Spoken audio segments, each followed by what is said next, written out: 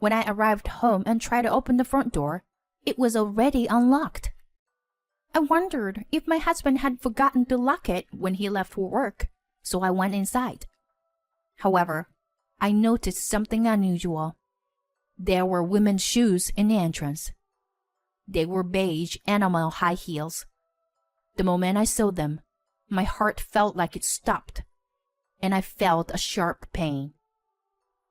Maybe my husband's work had suddenly been cancelled, and a client was visiting, I thought to myself, trying to calm down. As I cautiously went inside, I could hear the sound of a shower and a man's and a woman's voice. "She'll be home in about 2 hours.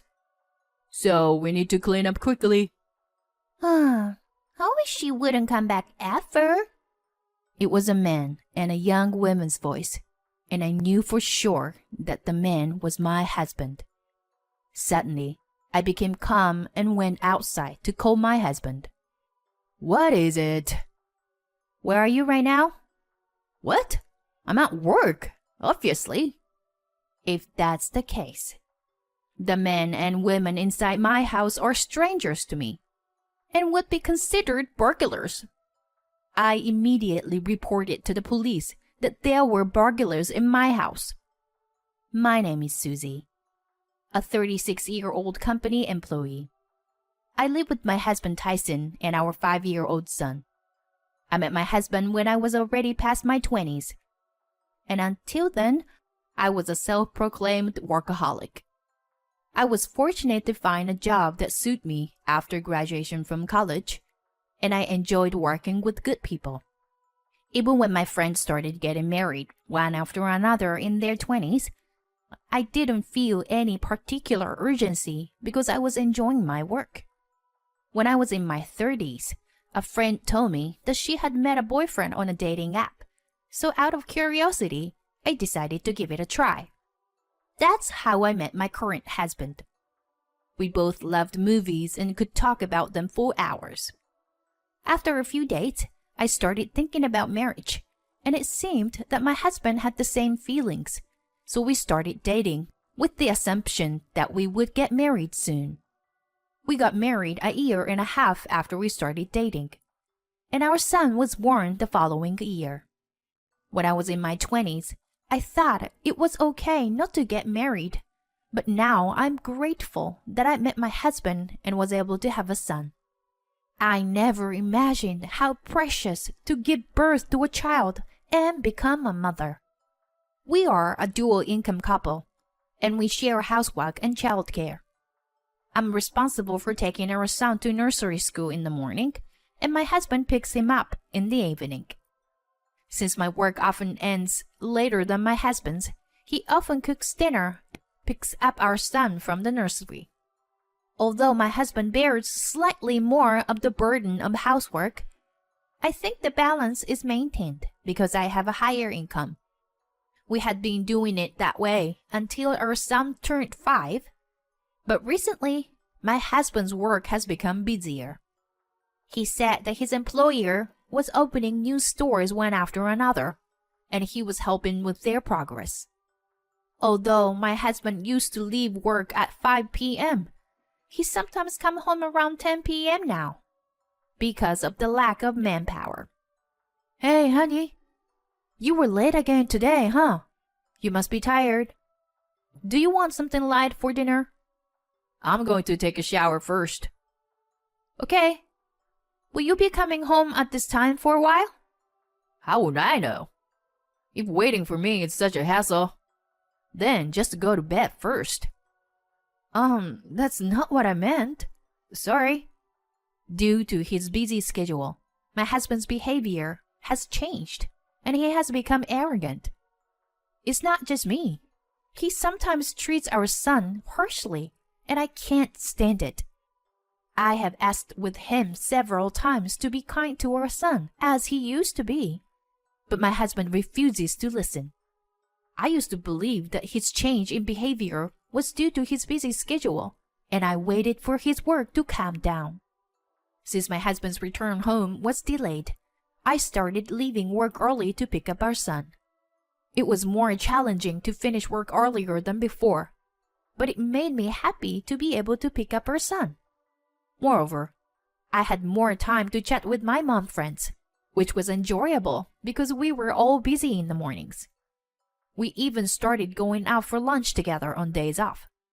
After adjusting to this new routine, my mom friends invited me on a trip with them and their children. While I was excited about the idea, I felt hesitant to enjoy myself without my husband, who was currently busy with work. I told my friend that I would check with my husband first, and we put the trip on hold. On this particular day, my husband returned home after 11 p.m. Hi, I need your advice on something. Today, one of my mom friends invited me on a trip. Can I go? A trip? What about our son? I'm taking him with me. We'll be gone for 3 days, including 2 nights. That's totally fine. Really? You don't mind? Don't worry about me. Just have fun. I was worried that he might say no, so I'm relieved to hear him say that. The trip was more than a month away, but I was so excited that I bought all the necessary gear early on. The trip day came. We stayed at a hotel that specialized in activities for kids, such as fishing and crafting. On the first 2 days, we ate our way through nearby shops and restaurants. We had planned to go to an amusement park on the last day, but it rained and the plans got cancelled. After lunch with the other moms, my son and I left to go home. Instead of going straight home, I stopped by my parents' house. It's only about a 20-minute drive from our place. When I got there, I gave my mom some souvenirs from the trip. That's when I remembered something. I had received a lot of fruits from our neighbors and wanted to share it with my parents. I left my son with them and went back home to get the fruits. As I tried to unlock the front door, I realized it was already unlocked. Did my husband forget to lock it when he left for work? I walked in and saw a pair of shoes I didn't recognize. They were beige animal high heels. The moment I saw them, my heart felt like it stopped and I felt a sharp pain.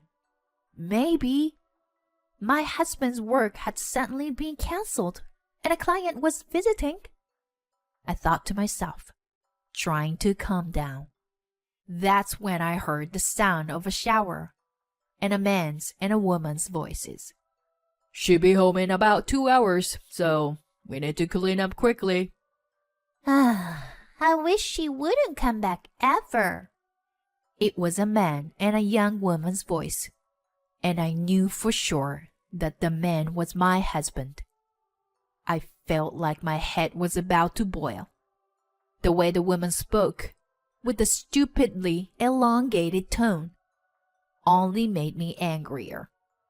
I considered barging into the bathroom to make sure she couldn't deny anything, but I didn't want to see anyone naked. Instead, I went outside and called my husband, hoping to catch him and the woman as they left the house. After a long ringing, he finally answered with an annoyed voice. What? He had been distant with me and our son lately, but now I understood.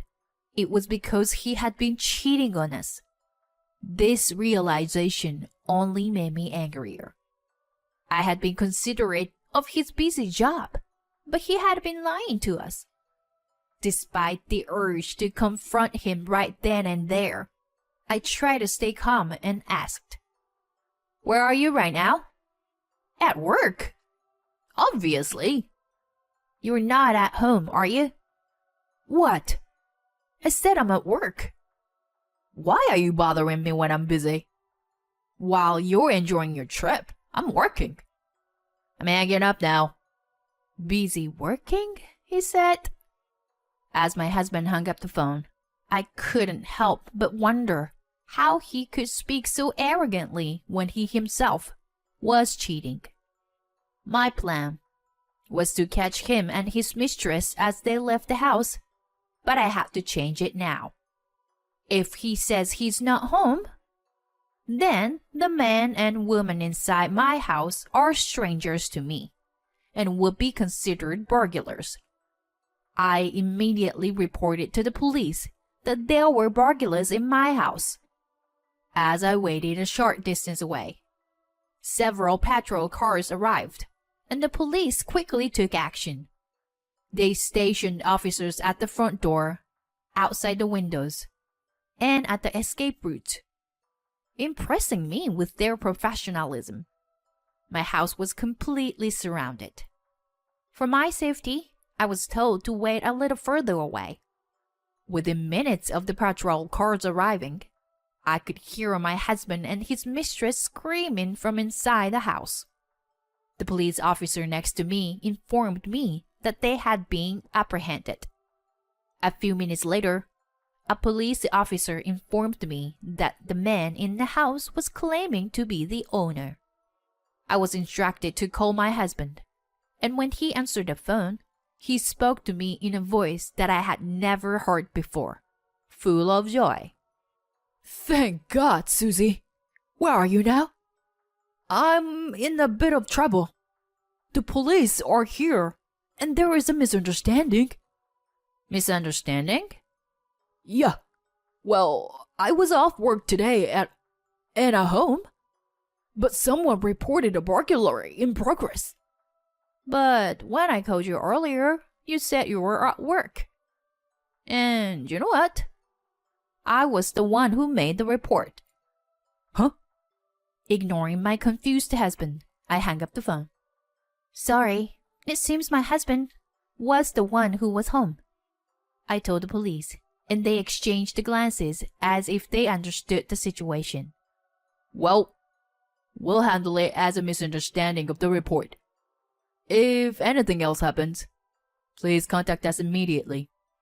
With that, the police left.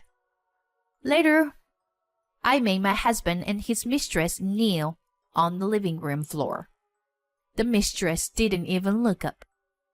I asked her to raise her head, because I couldn't talk to her with her face down, but she refused, so I peeked at her. That's when I realized it for the first time.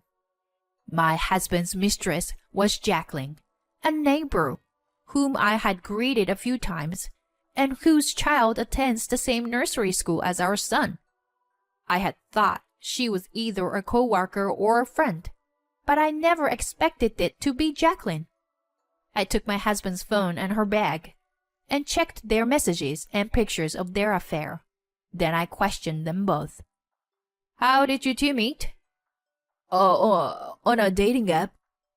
So you were looking for someone on a dating app and that's how you found Jacqueline?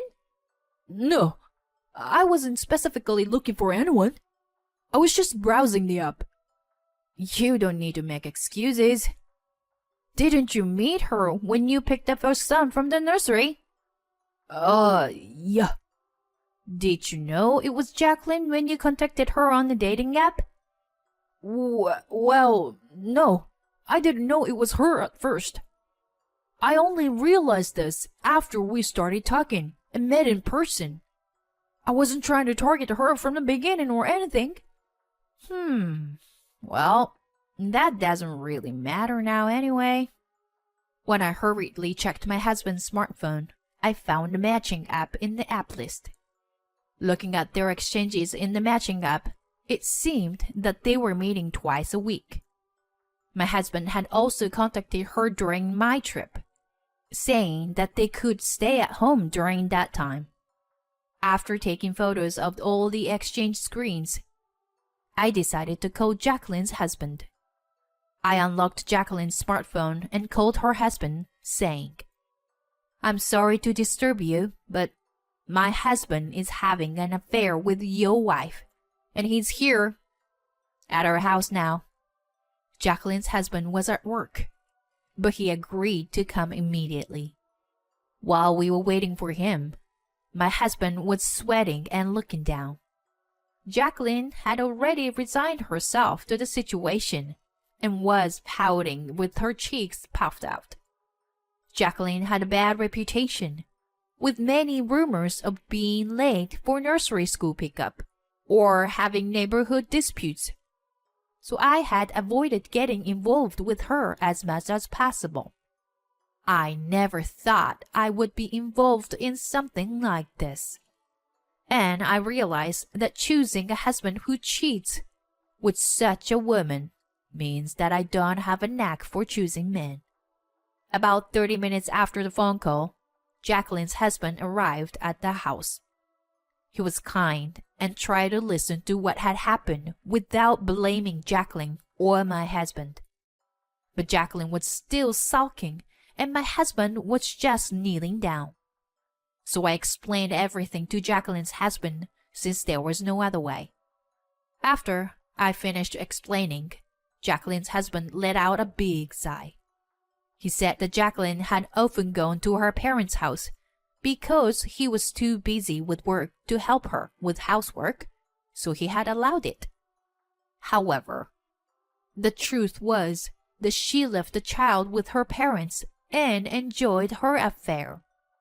I gave Jacqueline's husband the evidence of the affair that I had just obtained, and we exchanged the contact information. When the discussion was over and Jacqueline and her husband left, it was already late at night. I didn't want to stay in the house where my husband spent time with his mistress, so I quickly packed my bags and decided to go to my parents' house. I'm sorry. I wasn't serious with her. Forgive me. Please. While I was packing, my husband said that to me, but I ignored everything he said and left the house, leaving behind my husband who continued to kneel down. When I got to my parents' house, I told them everything. I stayed with my parents for a while and helped them take care of my son while we proceeded with the divorce proceedings. I hired a lawyer and filed for compensation from my husband and Jacqueline. Despite the lawyer explaining the compensation multiple times, Jacqueline insisted that she had done nothing wrong, and the negotiations went nowhere. I thought it was going to be a long battle, but one day she readily agreed to pay the compensation. I was curious about what happened, but I found out the reason from the close mom friend. The burglary at our house had become a topic of conversation because several police cars came and various rumors spread. I don't know where it leaked from, but the rumor that my husband was having an affair with Jacqueline spread, and Jacqueline became more and more the subject of gossip.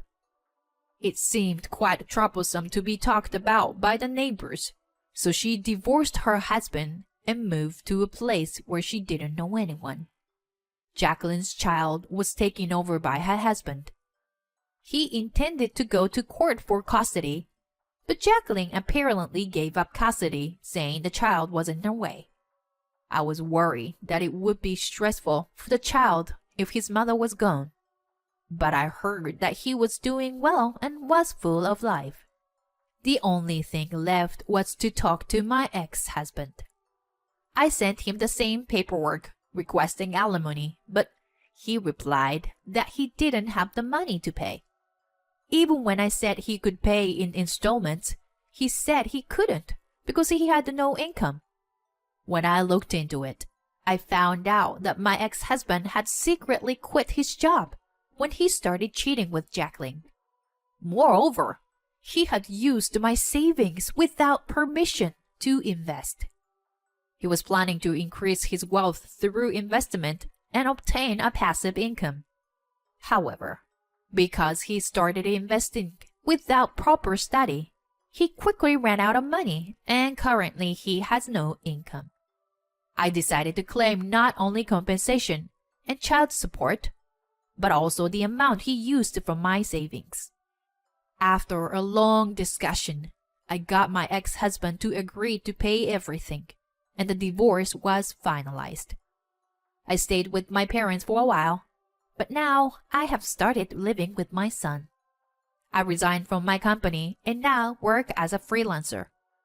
Although my income has decreased slightly, I am okay because I have enough to get by. More importantly, I have more time with my son than before and can spend my time meaningfully with my friends. I may have made my son feel lonely because of the divorce, but I want to give him a lot of love to make it up for it.